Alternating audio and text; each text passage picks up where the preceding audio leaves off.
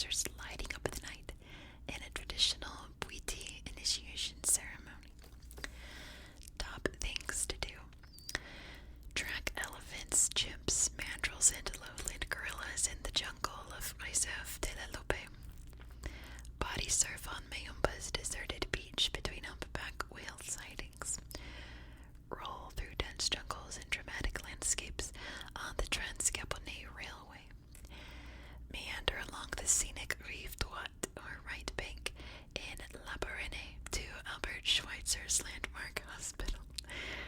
I laugh because the worst, okay, one of the top 3 worst math teachers I've ever had was a direct descendant to Albert Schweitzer, and she was very proud of that fact. So, Mrs. Schweitzer, I'm still bitter, but thank you for giving me a D- so I could graduate high school.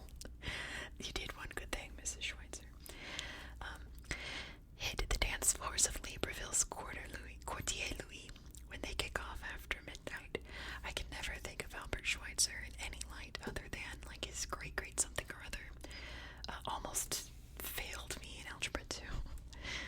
But anyway, getting under this kid. It's not that I didn't. I did every assignment. I took every test. I studied for hours, and I still was going to get an F in that class. I'm just very bad at math. I do geography and history. I don't do math. Getting under this kid. Moving on. Read Michael Fay's Megatransect expedition reports from his 3,000-kilometer, 15-month walk across the Gabon and other parts of Central Africa. Listen to anything by Pierre Akindekwe, the father of Gabonese music, or the Afro-Souk and Suku songs of the late great Oliver Ngoma. Watch Boxing Libreville, a documentary about a young boxer whose struggles mirror Gabon's issues with democracy. Eat smoked fish with rice and nyambwe, which is a sauce of pulped palm nuts. Sounds pretty good. And drink Beaufort, a local pale lager brewed in Libreville. Celebrate this Aida Touré, a multi-talented Gabonese artist, painter, Sufi poet, and composer. Random fact: high on nature, Gabon's forest elephants are particularly fond of iboga, a shrub known for its strong hallucinogenic properties. I've seen videos of elephants just like losing it after eating that. It's funny. Next, we are in the Gambia. The Gambia. You can see a little map of it here and how narrow it is. Caught in a permanent and loving embrace with the Gambia River, this sliver of a country, the smallest on the African continent, snakes its way almost 500 kilometers inland from the coast of West Africa. Its Atlantic beaches and surf have lured sun-starved Europeans for decades, but it is the Gambia's riverine environment that regularly welcomes far more visitors, namely the hundreds of migratory bird species on their way between Europe and Africa each year. This lush environment is also a haven for permanent residents, such as hippos, manatees, chimpanzees, and several other primates. Exploring in the Gambia, whether it's wilderness, thriving traditional music scene, or ecotourism initiatives, is always full of surprises. So this must be Banjul. Yeah, it says that's the Banjul Central Mosque. It's the capital city. Down here we can see the coast. They're very narrow coast.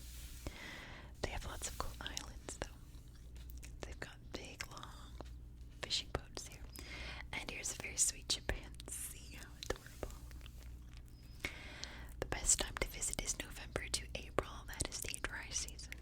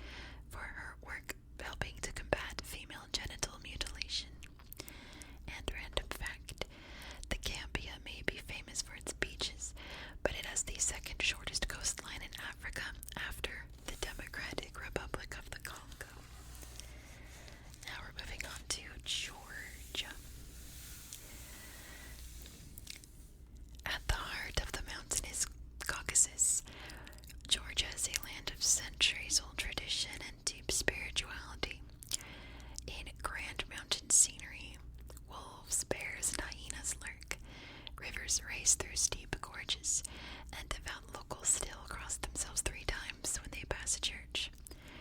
Centered on its accessible and increasingly visited capital, Tbilisi, with excellent restaurants and wine bars, thriving club culture, and a gorgeous old town, Georgia is nevertheless best appreciated by getting out into the mountains. Among the snow-capped peaks of the Caucasus, visitors will experience wonderful hiking, ancient cave monasteries, and food and wine that will make you understand why many Georgians truly believe their land to have been blessed by God. Here's a funky little card here. This is in Tbilisi, it says. This is amazing. Tbilisi's Bridge of Peace. That is gorgeous, gorgeous architecture.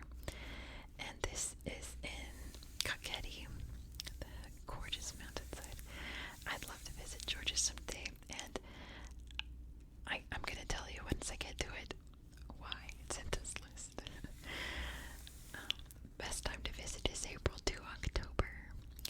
Top things to see: Tbilisi, a land of ramshackle elegance, balconied mansions, markets, a gallery-filled old town, and thumping nightlife. The hilltop silhouette of Zeminda Sameba Church in front of legendary Mount Kazbek. The wild mountain provinces of Svaneti, Tusheti, and Kefusreti, so remote that there's often no roads. The imposing churches of Mishketa, Georgia's spiritual heart, since Christianity was introduced in 327 CE. The wine region of Kakheti, including vaguely Tuscan-looking hilltop Signagi, guessing. Top things to do: raise your glass with the locals for an alcohol-laden dinner and some polyphonic singing. Head north to the mountains and take advantage of almost limitless opportunities for trekking between remote mountain hamlets. Ponder the ascetic life in the monastery complex of David Gareja, located in the semi-desert near the border with Azerbaijan. Sweat it up amid Belle Epoque architecture and subtropical greenery in Batumi, Georgia's summer capital on the steamy Black Sea coast. Getting under the skin. Read The Eighth Life by Nino Harashtishvili, a historical saga of 19th and 20th century Georgia. Listen to extraordinary Georgian polyphonic singing. Groups of singers often perform in restaurants for visitors, but you may also see a totally authentic and ad hoc performance in any mountain village.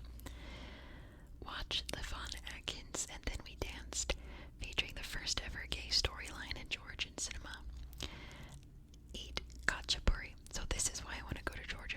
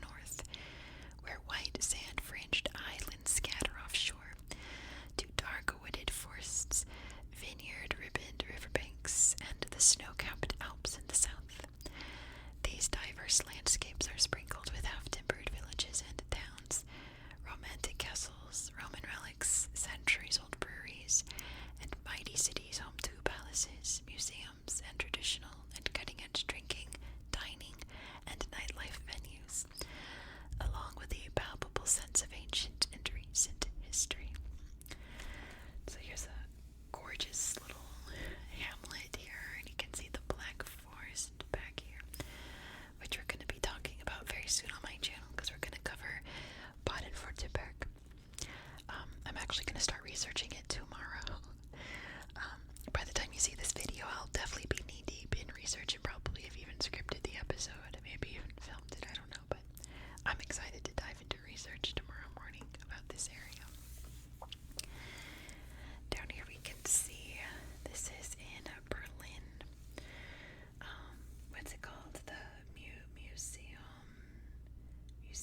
Sinsel. Anyway, it's a big, beautiful museum.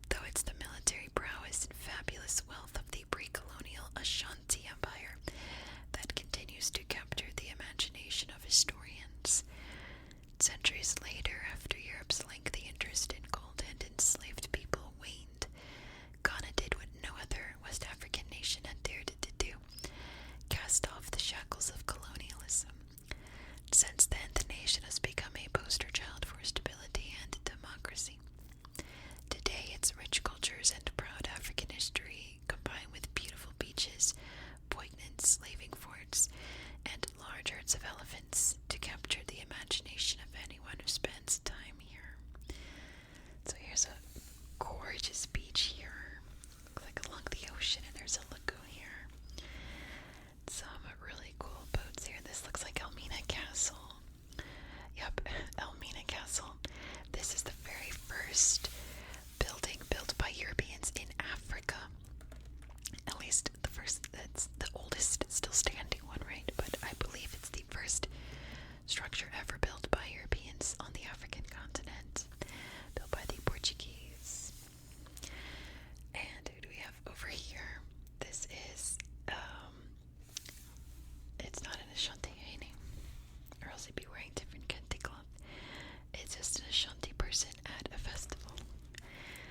You can tell by their clothes here that they are Ashanti, but not the right patterns for the Ashanti.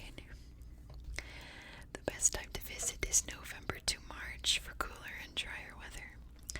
Top things to see: Elmina Castle, built in 1482 for trading gold, but which became an infamous colonial slaving fort.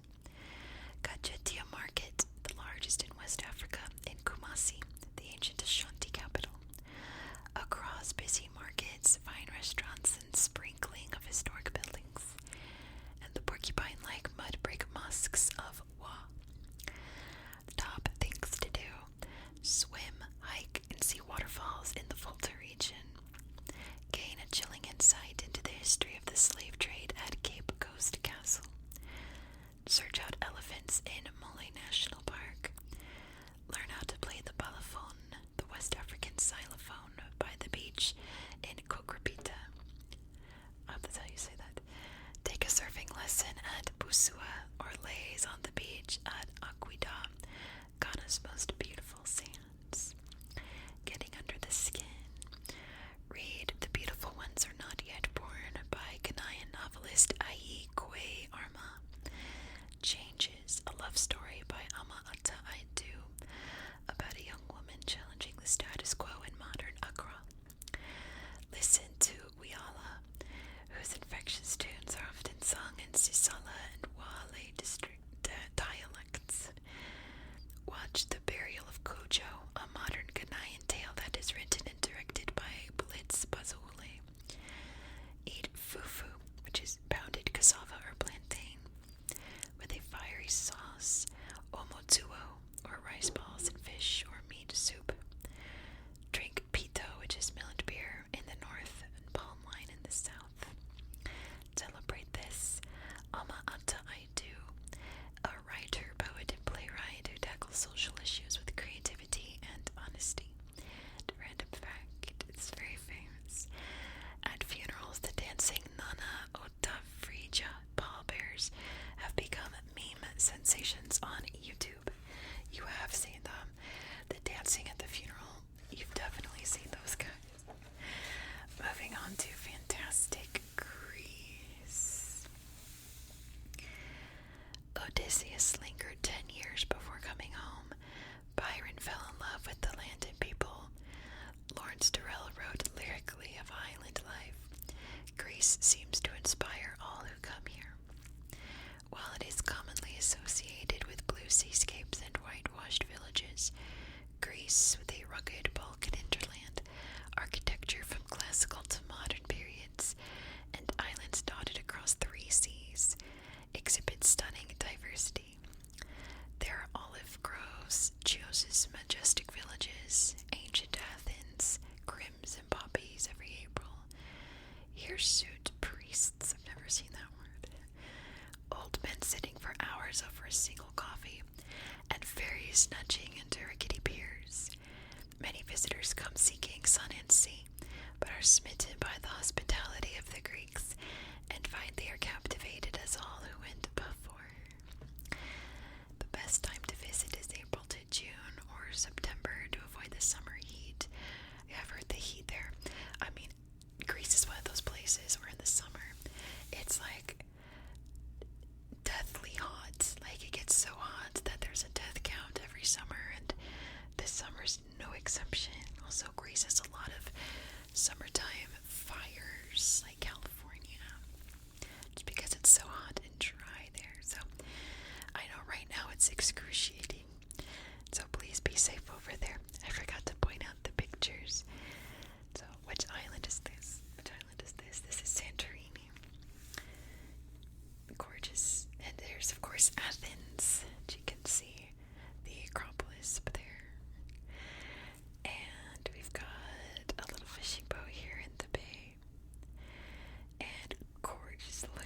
Greece. This is in Mediora. Fantastic. It's almost like a fantasy painting, isn't it? Top things to see. The imposing white columns of the Parthenon on a hill lording it over Athens. Spectacular sunsets from Oia village at the northern tip of Santorini. The monasteries of Mediora stride rocky pillars on the plain of Thessaly. I always thought Thessaly is such a beautiful name. Like for a human being, like not just a place. It sounds like a nice just name in general. But moving on. Greek Easter in Corfu. Priests in glorious vestments, candlelit midnight church services, sweetbreads, and colored eggs. The Knight's Quarter and Turkish relics in Rhodes' walled old town. The underground museum in Virginia, burial place of Alexander the Great's son. Top things to do. Hop on a ferry in Piraeus and cruise between Greek islands, each with their own character. Imagine centaurs, satyrs, or stray Greek gods as you trek up Mount Olympus. Discover an undersea wonderland on a diving course in Eos. Wander the mountain hamlets of the Socorrohoria and trek the Ficos Gorge. Mountain bike the gleaming coast of Halkidiki, mainland Greece's triple-pronged peninsula. Getting under the skin, read Mythos by Stephen Fry for an introduction to Greek gods and goddesses, and Little Infamies by Panos Karnesis for tales from the backwoods. Listen to melancholy and passionate rempetika, sometimes called the Greek blues. Watch the films of Theodoros Angelopoulos, including Ulysses' Gaze and Eternity and a Day. Eat saganaki, which is fried cheese, yamista, which is stuffed peppers, spanakopita, which is spinach pastry, tsotsukakia, or meatballs, grilled octopus, roast lamb, sticky sutsuklukum, which is candy rolled in nuts, and drink ouzo, which is grape brandy with anise, or retsina, which is wine with resin and Greek coffee. If I mispronounced any of that, my apologies. I actually really do not like Mediterranean food, so I don't know anything about it. It's just not for me. I'm German. I like the heavy stuff. I don't like light food. Celebrate this. Greece's love of wisdom, or philosophy, has a pedigree as old as its monuments and an impact that continues to this day. Socrates, Plato, Aristotle, and co-revolutionized thinking, making a huge contribution to Western civilization. Random fact. Around 500 BCE, the poet Thespis is said to have improvised during a religious choral performance, thus becoming the first thespian, or theater performer. So cool. Next is Grenada, and yes, it is pronounced Grenada. It's not Granada. Granada's in Spain. The island is Grenada. Its nickname is Spice Island, and you can smell the nutmeg in the air on Grenada. But it also boasts luscious fruit bounty and a plethora of idyllic sandy beaches. The fact that this island chain is one of the most enchanting in the Caribbean is not up for debate. The three islands, Grenada, Petite Martinique, and Carriacou, all ooze charm and feel barely affected by mass package tourism. The hilly capital city has a charming waterfront and wide public beaches, and the lush interior of the island is perfect for exploring. But don't miss the smaller islands. They are similarly idyllic, isolated, and intoxicating. Yeah, I heard Carriacou is like gorgeous, but it's so off the beaten path. There's a little stall where you could buy some bananas and sugar cane, and I guess those are potatoes or yams. I'm not sure. All kinds of goodies. Gorgeous, gorgeous beach here. This is on Grand Anse, the main big beach there. In St. George's, I believe, right? And then here is St. George's, which is easy to remember when you're memorizing capital cities. I don't know why. I just Grenada George's is what I think of.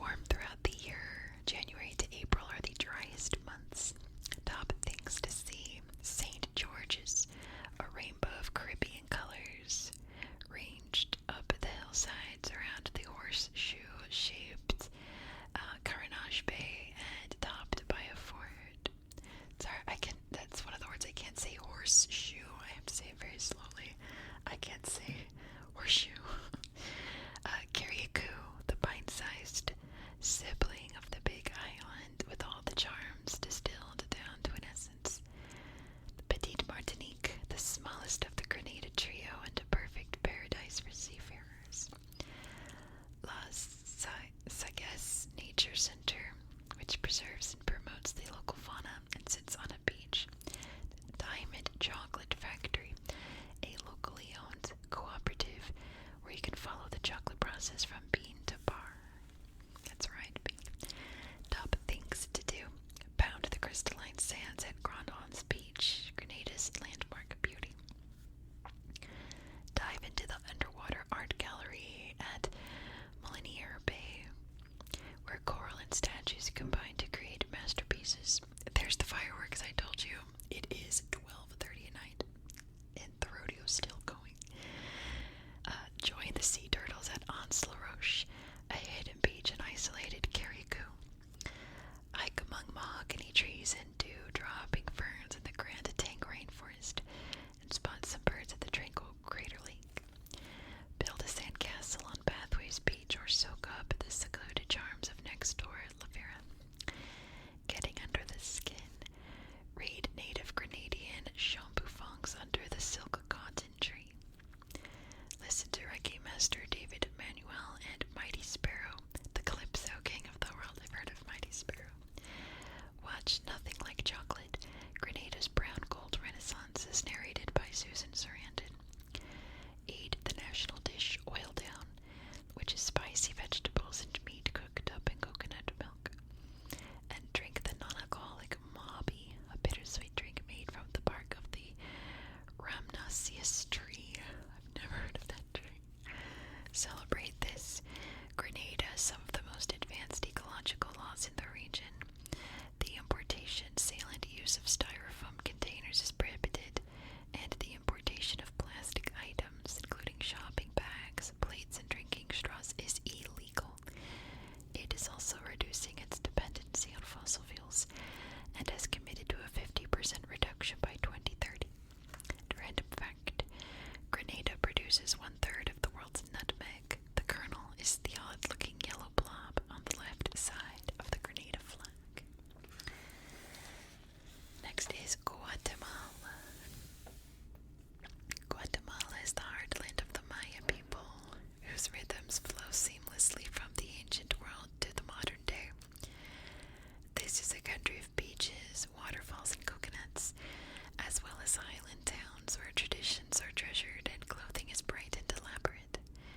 Political violence and instability have left scars, but the economy, and tourism in particular, has grown amid relative stability in the 25 years since the country's civil war ended. Visitors to Guatemala can indulge their best Indiana Jones fantasies. Here, colonial towns and coffee plantations cling to the slopes of active volcanoes, and the ruins of vanished civilizations wait to be revealed by the next slash of your machete. Factor in a lively backpacker scene and some of the most colorful markets in the Americas, and it's easy to see the appeal. Here's a nice little town that says this is in Antigua, and again you can see some old and newer architecture there. This is a big bustling market here. Look at all these goodies for sale, lots of green stuff too. Here's a fantastic vase. This is a person of Maya descent in beautiful fabric here. And here is a gorgeous lake. Oh goodness. Sorry about that. It's the rodeo. But yes, gorgeous, gorgeous lake here. Let's continue. Best time to visit is November to May, which is the dry season. Top things to see. Lost temples climbing above the jungle canopy at Tikal, the country's foremost Mayan ruin. The gloriously pretty city of Antigua, with its Spanish-era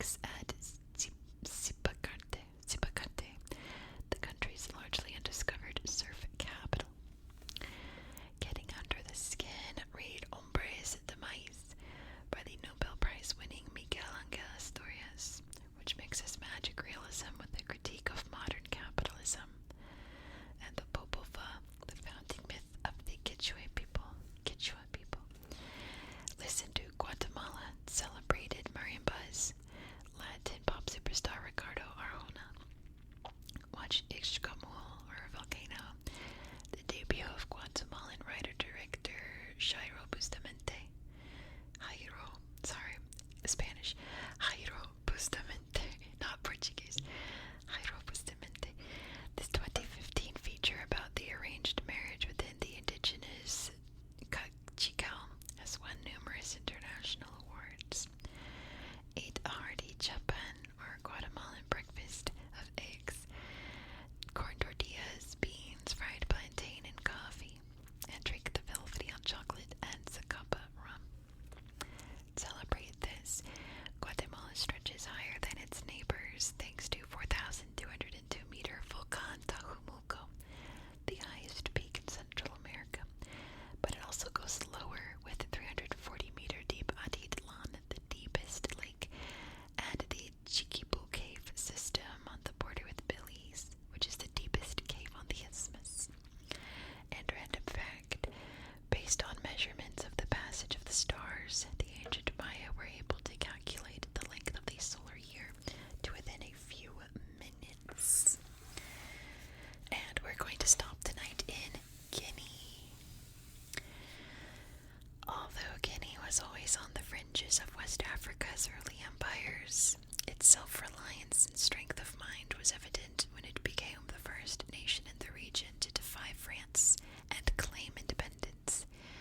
Yet it has been the thirst for control and governance that has held the nation back from its true potential, first with decades of dictatorial rule, and now a worrying slide into ethnic politics since the first free and democratic elections of 2010. Behind the politics of power, Guinea's capital continues to be a vibrant beacon of world-class music and culture, and the little-developed mountains, plateaus, and rainforests of the interior remain enthralling, albeit challenging, a place to explore. It's like some crafting happening here. They're making clothes, it says, on some very old-looking Singer-sewing machines. We've got a traditional roundhouse here.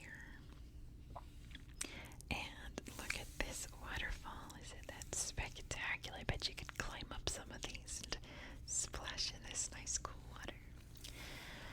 The best time to visit is November to February, which is the dry season. Otherwise, Guinea is one of the wettest countries in the world. Top things to see: colorful bird life in Parc National du Niger, one of West Africa's last dry forest ecosystems. The endless views from the former hill station of Dalaba. Acrobats and contortionists from the Centre d'Art Acrobatique Keita Fodeba in Conakry. The source of the Niger, the trickle that becomes one of Africa's greatest rivers. Top things to do: trek through the beautiful Futa Jalon Islands to swim beneath waterfalls. Encounter some of the region's last chimps while in the remote forests of Busu. Sip fresh coconut water on the beaches of Ile de l'Eau, a short pirogue journey from the capital. Wade into Conakry's frenetic live music scene and learn the kora, a 21-stringed instrument. Getting under the skin, read The African Child, also called The Dark Child, by Kamar Lai. Warriors at Work, How Guinea Was Really Set Free by Mustafa Dada. Listen to Ba Sissoko, I'm not sure, Ba Sissoko, who makes traditional core sounds with modern influences. Watch the groundbreaking Takana by Mohamed Kamara, one of the first African movies to address homosexuality. Eat kuli kuli, which is peanut balls cooked with onion and cayenne pepper and grilled fish.